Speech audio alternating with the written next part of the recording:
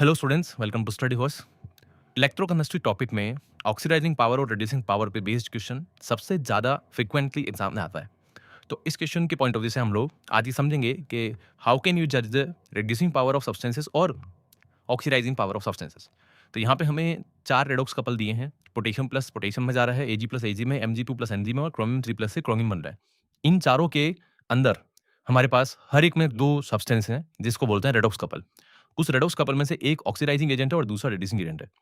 तो पहले क्वेश्चन आगे बढ़ने से पहले मैं आपको ये समझाना चाहता हूँ कि अगर जैसे मान लीजिए के प्लस की बात करें, तो वो इलेक्ट्रॉन गेन करके पोटेशियम न्यूट्रल मेटल एटम में कन्वर्ट होता है। तो यहाँ पे इस के प्लस आयन का रिडक्शन हो रहा है और जिसका खुद का रिडक्शन होता है वह एक ऑक्सीडाइजिंग एजेंट कहलाता है। तो इसका मतलब इस रेडॉक्स कपल में से के प्लस तो ऑक्सीडाइजिंग एजेंट है और अगर ये रिएक्शन बैकवर्ड चलती है तो पोटेशियम ऑक्सीडाइज होगा। बैकवर्ड डायरेक्शन में पोटेशियम ऑक्सीडाइज होगा और जो खुद ऑक्सीडाइज होता है उसे रिड्यूसिंग एजेंट कहते हैं। इसका मतलब हमें ये समझ में आ गया कि out of these 4 redox couple the neutral metal atom is reducing agent. तो हमारे पास रिड्यूसिंग एजेंट कौन कौन हो गया? पोटेशियम, एजी, एमजी और chromium. All of these 4 are reducing agents. अब इनकी रिड्यूसिंग पावर को कैसे जज करा जाएगा? तो उसका कंसेप्ट क्या है? अच्छा रिड्यूसिंग एजेंट वो होगा जिसका खुद का ऑक्सीडेशन ईजिली होगा, क्योंकि उसको ऑक्सीडेशन करना है अपना। तो जो खुद आसानी से ऑक्सीडाइज होगा वो अच्छा रिड्यूसिंग एजेंट होगा, दूसरे वो रिड्यूस बेटर करेगा।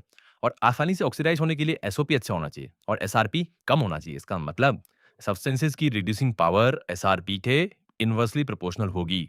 बस इसके बाद आपका क्वेश्चन सॉल्व हो जाएगा। तो आपको देखना है कि जिसका एसआरपी ज्यादा है उसकी रिड्यूसिंग पावर सबसे कम होगी और हमें इंक्रीजिंग ऑर्डर में अरेंज करना है।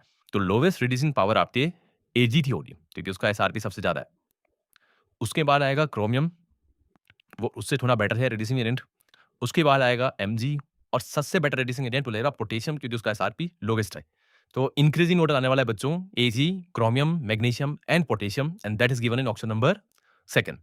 अब इसी क्वेश्चन में आप ये भी समझ लेंगे, अगर ऑक्सीडाइजिंग पावर पूछी जाती तो ऑक्सीडाइजिंग पावर इन मेटल की नहीं पूछते, इनके टेकायन की पूछता पहली बात तो।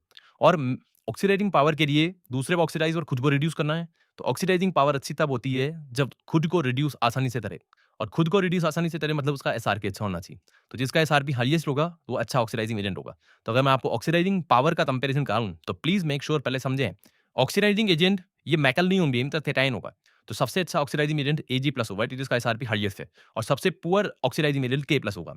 तो के प्लस सबसे पुअर ऑक्सीडाइजिंग एजेंट है, उससे थोड़ा ठीक एमजी2 प्लस है, उससे थोड़ा ठीक क्रोमियम 3 प्लस है और उससे थोड़ा ठीक एजी प्लस है। पर ध्यान दीजिए ये ऑक्सीडाइजिंग एजेंट की पावर बता रहे हैं हम, और वो जो मेटल थे वो रिड्यूसिंग एजेंट थे, तो उनके रिड्यूसिंग एजेंट की पावर है। तो ये रिड्यूसिंग एजेंट वाली है और ये ऑक्सीडाइजिंग पावर है बच्चों।